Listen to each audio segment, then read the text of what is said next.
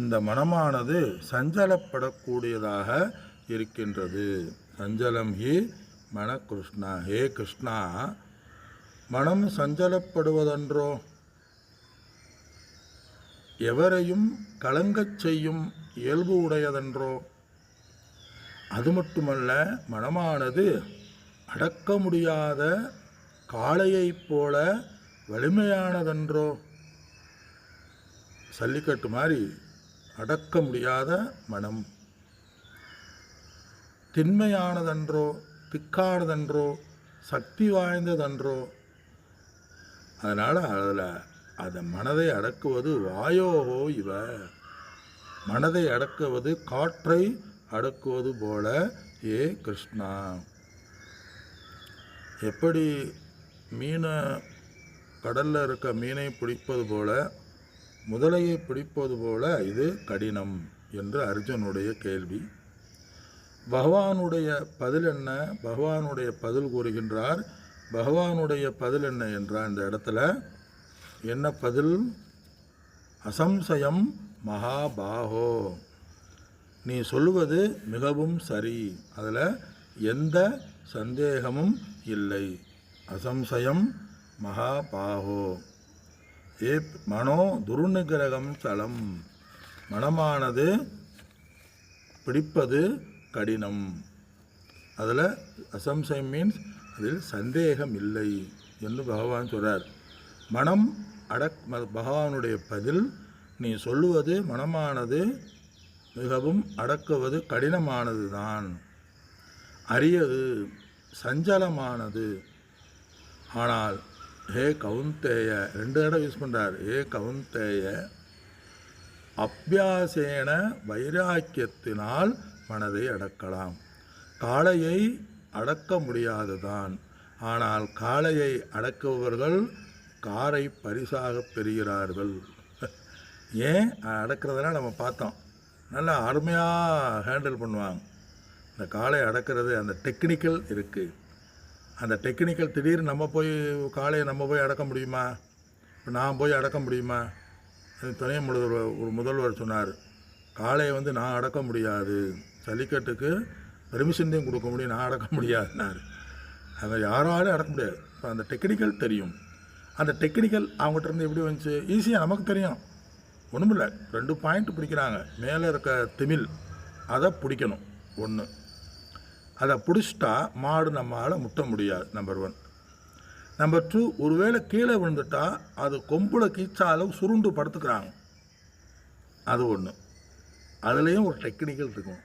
எடுத்தோடனே அவங்க வர முடியுமா? இப்போ போய் எல்லோரும் காலை அடணும், எடுத்தோடனே காலை அடக்கணும், நம்ம போக முடியுமா? என்ன அவங்க என்ன செஞ்சுருக்காங்க? அபியாசேனச்ச வைராக்கியம். ஒரு மாடு, காளை மாடு வருதுன்னு சொன்னால் அந்த மாட்டுக்கு அடுத்த ஜல்லிக்கட்டு வரணும், பயிற்சி கொடுக்க வேண்டும். அதே வேலையாகத்தான் இருப்பாங்க. நம்ம சில நேரங்களில் பார்க்கலாம், அதுக்கு பயிற்சி கொடுக்கறது, நீந்த கற்றுக் கொடுக்கறது, ஒரு மேட்டில் குத்த சொல்கிறது, இதெல்லாம் சொல்லி கொடுக்குறது. எதுக்கு? காளைக்கு பயிற்சி கொடுக்கறது. அதே மாதிரி இவர்களும் காளையை பயிற்சி பழகிறது. அதே அபியாசம். எப்படி பண்ணுறாங்க? ஒரு காரியத்தை திரும்ப திரும்ப செய்தல். இந்த இடத்துல அபியாசம் என்பது மனதினுடைய ஏகாக்கிரம் என்ற ஒரு நிலையிலேயே ஒரே விதமான எண்ணத்தை திரும்ப திரும்ப செய்தல். அது அபியாசம். ஒரே எண்ணத்தை பயிற்சி செய்தல், ஒரே காரியத்தை பயிற்சி செய்யணும். அது மாதிரி இது மனது, அது பிசிக்கலி செய்யக்கூடியது, மனமும் சம்பந்தப்பட்டிருக்கு. ஆனால் முக்கியம் காளையை அணைவதில் பிசிக்கலி உடல் வலிமை உடையது, உடல் வலிமையுடையதாக இருக்க வேண்டும். அது மாதிரி இந்த இடத்துல இது எண்ணங்களில் செய்கிறதுனால அந்த எண்ணங்களுக்கு திரும்ப திரும்ப ஒன்றை நினைத்தல். எதை நினைத்தல்? வைராக்கியத்தை நினைத்தல். எம்மை மறுமையில் வேண்டப்படும் இன்ப துன்பங்களையும் ஒரு உலக சுகத்திலிருந்து, விஷய சுகத்திலிருந்து கிடைக்கக்கூடிய தீங்குகளையும் அழிவையும் நாசத்தையும் மீண்டும் மீண்டும் நினைத்தல் வைராக்கியம். அந்த பயிற்சியினால் ஆசையின்மையாக ஆக்குதல். இவ்வாறாக மனமானது அடக்கப்படுகின்றது, தடுக்கப்படுகின்றது. எப்படி காளையை அடக்கி தடுக்கப்படுகின்றதோ அது மாதிரி தடுக்கப்படுகின்றது இதில், இந்த தியானத்தில். ஏன் இந்த வைராக்கியம் அபியாசமானது வேண்டும் என்றால், மனமானது இயற்கையாகவே விக்ஷேபத்தை உடையது. விக்ஷேபம் ஒரு நிலையில் இல்லாதது, ஒரு நிலையில் நிலைப்படுத்த முடியாதது. அர்ஜுனுடைய கேள்வி இதே. மனமானது சஞ்சலம்னு சலம்னு யூஸ் பண்ணுறாப்புல மனமானது விக்ஷேபப்படக்கூடியது. விக்ஷேபம்னு அந்த இடத்துல என்ன அப்படின்னு சொன்னால், விக்ஷேபம் ஒரு இடத்துல நிற்காமல் அடையக்கூடியது. தியானத்தில் ஈடுபடும்போது நமக்கு தெரியும், தியானத்தில் ஜபம் செய்யணும்னு அமர்ந்து விடுவோம். அந்த நேரத்தை மற்ற எல்லா இடக்கும் மனம் அங்கெங்கும் அலையும். விக்ஷேபம். நேற்று பார்த்த 4 தடைகளை பதஞ்சலி யோக சூத்திரத்தில் சொல்கிறார். நித்ரான உறக்கம். விக்ஷேபத்தை உபாயம் என்ன? வைராக்கியம், அபியாசம். விக்ஷேபத்துக்கு என்ன உபாயம் சொன்னால், இந்த இடத்துல வைராக்கியமும் அபியாசமும் மனதிற்கு மிக மிக முக்கியம். அதே மாதிரி 2வது நித்ரான உறக்கம்.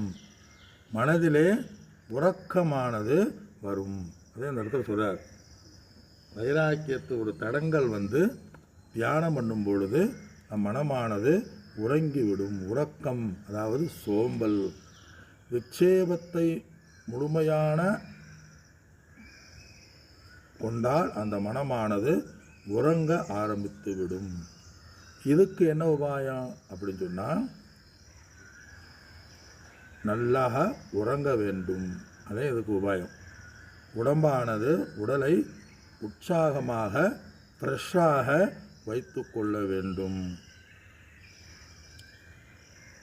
உறக்கப்படாமல் நாம் இருக்க வேண்டும். ரொம்ப டயர்டாக வேலை பார்த்துட்டு காலையில் அதிகாலையில் நைட்டு இரவு ஒரு 12 மணி ஒரு 1 மணி இருந்துட்டு காலையில் அதிகாலையில் இருந்து தியானம் பண்ணால் என்ன வரும்? பிரம்மமாக வரும், உறக்கந்தே வரும். அது மாதிரி இந்த இடத்துல உறக்கத்தை உபாயத்துக்கு நல்ல உறங்க வேண்டும். அதே சாமிஜி சொல்லுவாங்க சில நேரங்களில், நம்ம சுதானந்த சாமிஜி.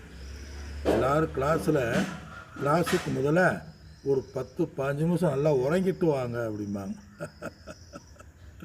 அதே கிளாஸில் கூட சில பேர் உறக்க வரும். காரணம் என்னென்னா டயர்டு, இரவு தூங்காமல் இருப்பது. இன்னொன்று சொல்கிறாங்க, இல்லை நான் இரவு நல்லா தூங்கினேன் அப்படின்னு சொன்னால், இந்த இடத்துல விக்ஷேபம் அலைபாய்கின்ற மனம். 2வது. 3வது என்ன? கஷாயம். கஷாயம்னா என்ன? உறக்கமும் இல்லை, மன விக்ஷேபமும் இல்லை, ரூம்பையும் பூட்டியாச்சு, அமைதியாகவும் உட்காந்துட்டு யாருமே இல்லை, கதவும் பூட்டியாச்சு, தியானத்துலேயும் அமர்ந்தாச்சு, செல்ஃபோனையும் பக்கத்தில் வச்சாச்சு, கண்ணை மூடியாச்சு. மனசில் வர வேண்டியதானே? இல்லை. என்ன செய்யுது மனது? ஏற்கனவே அனுபவித்த வாசனைகளை ரீகலெக்ட்மாங்க, மீண்டும் எடுத்து அதை பயிற்சி பண்ணுதல். கஷாயம். வாசனை, ஏற்கனவே அனுபவித்த வாசனைகள். ஏற்கனவே மேலோட்டமான மனது நமக்கு உள் ஆழ் மனதில் உள்ள வாழ்க்கையில் ஏற்கனவே பலவிதமான காரியங்களிலும் பலவிதமான விஷயங்களிலும் ஈடுபட்ட மனதானது ரீகலெக்ட் பண்ணுதல். சிந்தை சக்தியிலிருந்து அதை எடுத்தல். வாசனை வெளியே நம்முடைய மனமானது அதில் ஓடாமல் அதிலிருந்து பாதுகாத்தல். அதே இந்த மூட் அவுட்பாங்கள்ல, அது மாதிரி இந்த இடத்துல அப்படி செஞ்சால் நான் அபியாசத்தினாலையும் வைராக்கியத்தினாலையும் அதை கடக்கலாம் சொல்றாரு. அப்படி மனதை எவன் அடக்கவில்லையோ அவனுடைய நிலை என்ன? அடுத்து பகவான் சொல்றார். 36வது ஸ்லோகத்துக்குள் நாம் நுழைகின்றோம். அசம்சயதாத்மானஹ அசம்சயதாத்மானஹ துஷ்பிராப்ய இதி மே மதிஹி அசம்யதாத்மனா யோஹோ துஷ்பிராப்ய இதி மே மதிஹி வஷ்யாத்மனாஸ்து யததா சக்யோ வாப்தும் உபாயதஹ. இந்த இடத்துல பகவான் மனதை யதாத்மானஹ அசம்சய யதாத்மானஹ மனதை அடங்காமல் இருப்பவன். அசம்சயம் ஆத்மானம். இந்த இடத்துல ஆத்மானம்னா இந்த இடத்துல மனம். மனதை அடக்காமல் இருப்பவனுடைய யோகி, தியான யோகிக்கு துஷ்பிராப்ய அவன் நிலையை அடைய முடியாது. இந்த இடத்துல துஷ்பிராப்யன என்னது? மனதை அடக்க. ரொம்ப நெட்வொர்க் ரொம்ப மோசமாக இருக்குன்னு நினைக்கிறேன், விட்டு விட்டு வருது. சரி, மனதை அடக்காதவனால் யோகமானது அடைய முடியாது. இதுமே மதிஹி, இது என்னுடைய மதி, என்னுடைய கருத்து. யாருடைய கருத்து? பகவானுடைய கருத்து. அசம்சய ஆத்மானக. இந்த இடத்துல ஆத்மனா மனம்.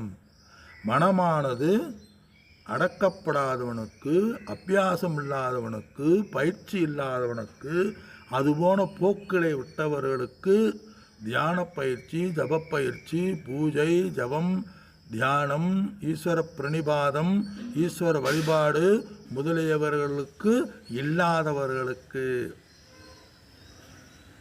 பக்தி இல்லாதவர்களுக்கு தியானமானது பிராப்பிய துஷ்ங்கிறார். பிராப்பிய துஷ்னா அடைவது, யோகமானது அடைய முடியாதது. இது மே மதிஹி, இது என்னுடைய கருத்து. ஆனால் அதே சமயத்தில் வஷ்யாத்மானக தூ யததா மனமானது வசப்படுத்தியவனுக்கு சக்கியம் ஆப்தும் உபாயதக முயல்கிற சாதனங்களை கொண்டு அடையக்கூடியது. இந்த இடத்து ஸ்லோகத்தினுடைய சாரம், மனதை அடக்கியவனால் ஞானத்தையும் மோட்சத்தையும் நிறைவையும் அடைய முடியும். மனதை அடக்காதவனால் இந்த மனமானது சாதனங்களை கொண்டு அடையக்கூடியது. இது என்னுடைய சாரம். எந்த சாதனை? மனம் சஞ்சலப்படக்கூடிய தன்மையுடையதாக இறைவன் படைத்தாலும் இந்த மனதை அபியாசத்தினாலையும் வைராக்கியத்தினாலையும் இல்லை இந்த இடத்துல சற்சங்கத்தினாலையும் மனதை அடக்கி விடலாம். அதே இந்த இடத்துல பகவான் கூறுகின்றார். அப்படி அடக்கவில்லை என்றால் நீ என்ன செய்யணும்? துஷ்பிராப்பிய மனதை அடக்குவது கடினம் என்று என்னுடைய கருத்து என்று பகவான் கிருஷ்ணர் கூறுகின்றார். மீண்டும் நாம் அடுத்த வகுப்பில் சிந்திப்போம். அனைவருக்கும் என்னுடைய வணக்கங்கள். ராமானந்த மகாராஜ் என்னுடைய நமஸ்காரம். ஹரிவோம்.